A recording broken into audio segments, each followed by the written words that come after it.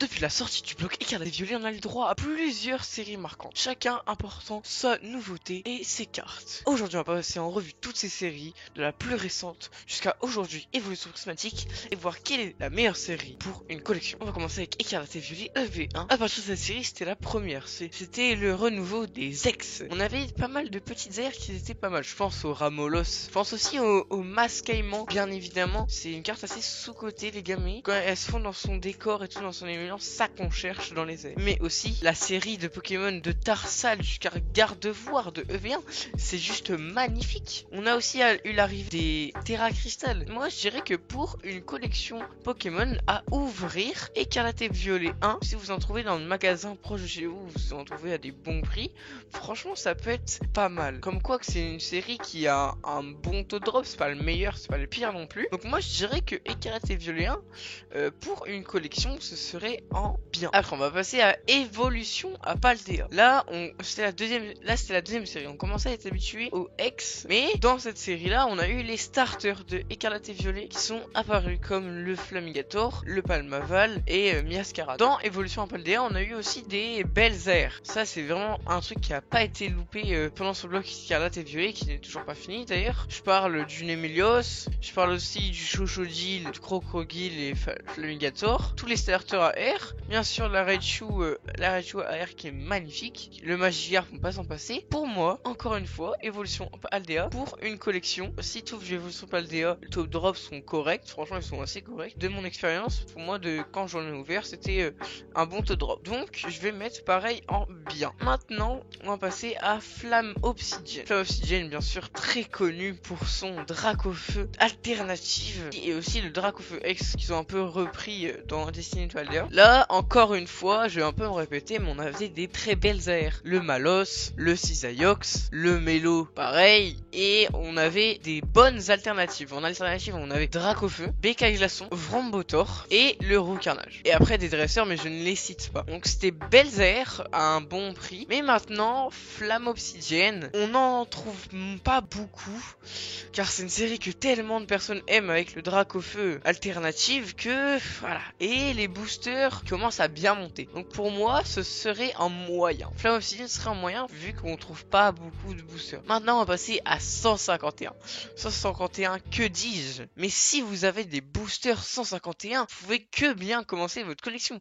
151, c'est quoi? C'est les 151 premiers Pokémon que bien sûr tout le monde aime. Quand les nouveaux collectionneurs, ils veulent quoi? Ils veulent des cartes qui leur rappellent leur enfance, tout ça. Donc ils vont chercher les 151. Et les ex sont bien faites. Les full art sont bien faites. Les airs, j'en parle pas. Les alternatives, elles sont incroyables. Mais cette collection, si vous avez des boosters, eh ben, elle est incroyable. Mais, depuis tout à l'heure, je dis si vous avez des boosters. Pourquoi? Parce que maintenant, le prix du booster 151, il commence à monter. Il est encore accessible, je vais dire, mais pas pour tout le monde. Je voulais mettre en GOAT 151, mais vu qu'on peine un peu à en trouver et que les boosters commencent à être chers, je vais mettre en bien. Faille Paradox. Alors, Faille Paradox, on s'habituait à avoir des bonnes AR, etc. Et Faille Paradox, on a fait effet aussi. Sauf que Faille Paradox a un mauvais côté, c'est que pour ses AR, les illustrations sont belles, mais ils utilisent des Pokémon. Mordudor, c'est le Pokémon préféré de personne. Voilà, il y en a plein, Miasmax, pareil. Sauf qu'ils se sont bien rattrapés avec le Chaufouine et le Groudon. Bien évidemment, c'est les deux airs incroyables. Avec Yveltal et Stylix aussi, je ne les ai pas précisés, mais oui, c'est des très bonnes airs. Faille Paradox a des bonnes airs, mais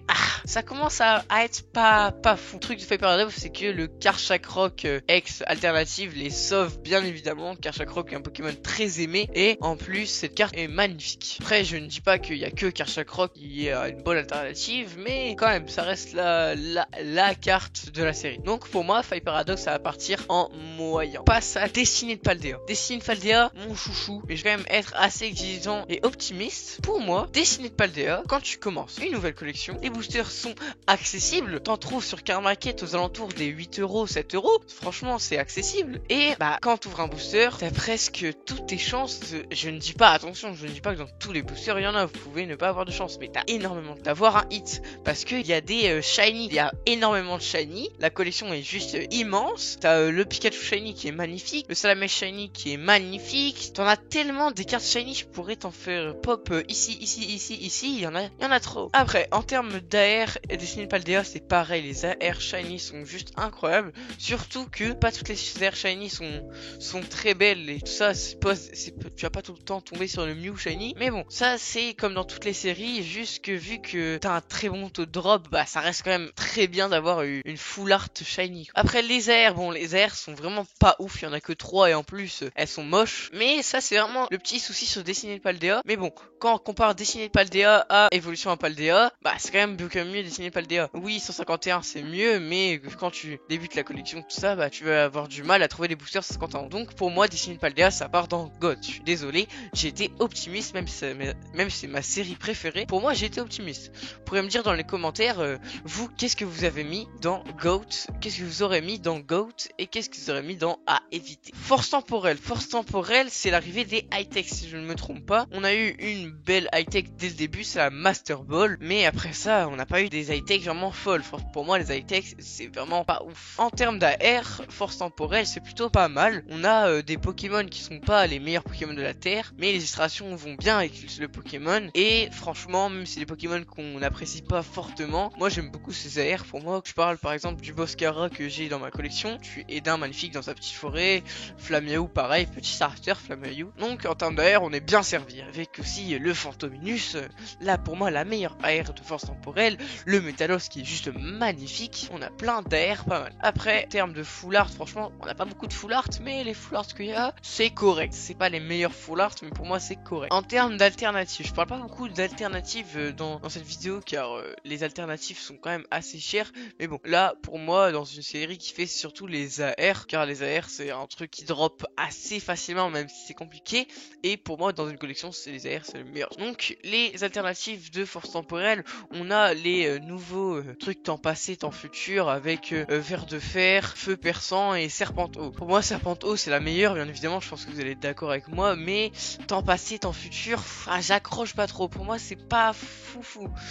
Donc, force temporelle, rien que pour les high-tech, l'arrivée des high-tech sont pas ouf. Les X, elles sont pas ouf aussi, à part quelques-unes, mais sinon elles sont pas ouf. Pour moi, force temporelle, je vais pas dire que c'est nul, mais ça va aller dans le moyen. Pour moi, force temporelle, c'est à un niveau de Fight Paradox. Après, si on parle de cartes pures, je mettrais Flamme Obsidienne au-dessus et 151 au-dessus. Mais là, je parle aussi de l'accessibilité. Maintenant, Mascarade Crépusculaire. Mascarade Crépusculaire, je vais vous le dire tout de suite, ça se fait carry par le Amphinomie alternatif. C'est clairement la meilleure carte et tout le monde ne peut pas s'en passer.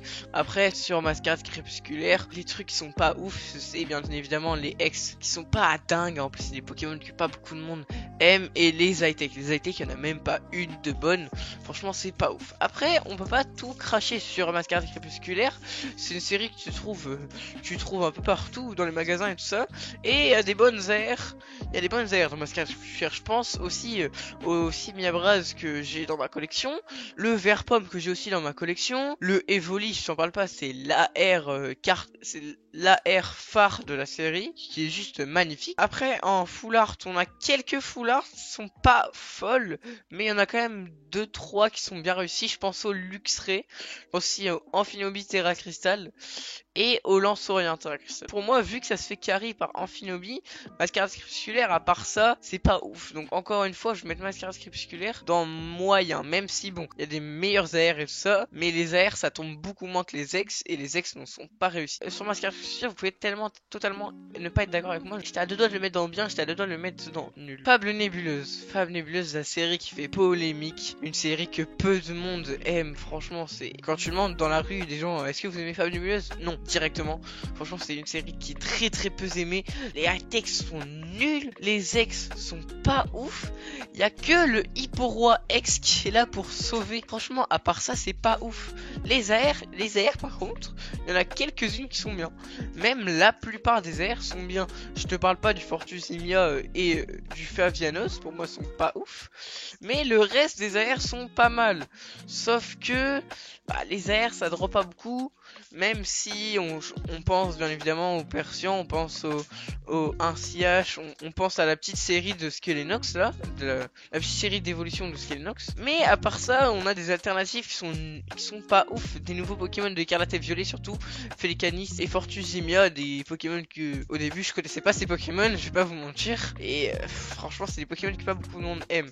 Après, je vais pas vous mentir, il y a quelques cartes bien, mais bon, Fable Nébuleuse, j'aurais pu mettre dans moyen comme j'aurais pu en mettre à éviter. Plus à éviter que moyen quand même. Ça a pas le niveau de Flamme Obsidienne et Faille Paradox. Donc je vais mettre dans nul. Couronne stellaire, on a quelques starters de la génération 1. On a quelques starters de 151 premiers Pokémon, Florizard et Tortank. D'ailleurs qu'on a un magnifique Bulbizarre AR alternative ou AR je ne sais plus. Et un magnifique Carapuce alternative qui est juste incroyable. On a quelques AR aussi pas mal dans Couronne stellaire. Je pense au Zeraora, au Pondra Lugon, au Boumata. Boumata très sous-côté d'ailleurs. Et pour moi on arrive au truc que j'aime pas trop. Ce serait les alternatives ou les full art. D'ailleurs ça existe dans les deux versions. Avec le bord arc-en-ciel. Le bord arc-en-ciel pour moi c'est vraiment pas une dinguerie. Dans cette collection on a une alternative qui est pas mal. Pour moi ce serait la Terrapagos. Même si avec les bords arc-en-ciel je pense que ça lui va bien. À part ça on n'a pas beaucoup de cartes bien. Et enfin en fait pour moi il n'y a pas assez de cartes dans Couronne stellaire. Il y aurait un peu plus d'AR et un peu plus d'Ex. Les ex sont quand même assez réussis comparé aux autres séries. Et bien pour moi cette série il va dans moyen. S'il y aurait un peu plus de cartes AR etc. ça irait dans bien. Mais pour moi ça va dans moyen. Ça a le même niveau que Mascarade crépusculaire. Étincelle déferlante. Ah là là. Étincelle déferlante. Alors pour moi Étincelle déferlante c'est une série un peu surcotée ou un peu sous-cotée. Tu peux pas être dans le juste milieu. Pour moi c'est soit sous-côté soit surcoté. Et moi je vais vous dire que Étincelle déferlante c'est pas ouf. Voilà je vous le dis, pour moi c'est surcoté. Les high-tech il y en a trop et elles sont moches. Les AR personne n'aime. Les ex sont pas super bien faites. Hormis le Pikachu X avec ses bords arc-en-ciel qui est magnifique. Ou le QRM noir, mais à part ça c'est vraiment pas ouf. Même le QRM noir d'ailleurs il est nul. Enfin il est bien mais sans plus. En termes d'AR sinon Étincelle déferlante c'est pas mal. C'est pas mal mais c'est pas non plus la meilleure série. On a un E9 AR qui est magnifique. Un Pyroni aussi qui est incroyable. Le petit paré cool que d'ailleurs beaucoup de monde a mais qui est quand même sympa. En alternative on a bien sûr si vous voulez en termes de stats que je vais vous dire la petite data. Pikachu alternative bien sûr 1000 € en PSA 10. C'est juste une dinguerie. Si vous dropez cette série vous pouvez clairement dire que Étincelle déferlante c'est la meilleure série. Je vous comprendrai totalement. En vrai petit bémol c'est que Étincelle déferlante a des bonnes cartes dresseurs. Moi c'est une des rares qui a des bonnes cartes dresseurs. Le petit surfeur qui est pas mal. Esprit vif de Lem qui est aussi très bien. Les gold en vrai de Étincelle déferlante sont bien.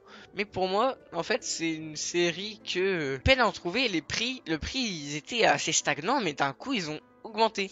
Et pour moi Étincelle déferlante ce serait soit en moyen, vu que oui il y a des bonnes cartes mais Étincelle déferlante ça drop pas de ouf et les ex ne sont pas réussis. Donc vu que ça drop pas de ouf tu vas certainement choper des ex. Les ex ne sont pas réussis. Donc pour moi ça va soit dans nul soit dans moyen. Je vais quand même le mettre dans moyen vu que ça a pas le niveau de Fable Nébuleuse. C'est quand même bien meilleur. Après quand je dis moyen ça peut être mieux que Mascarade par exemple. Oui je considère que Étincelle c'est mieux que Mascarade. Et la dernière la fameuse évolution prismatique qui fait énormément de bruit.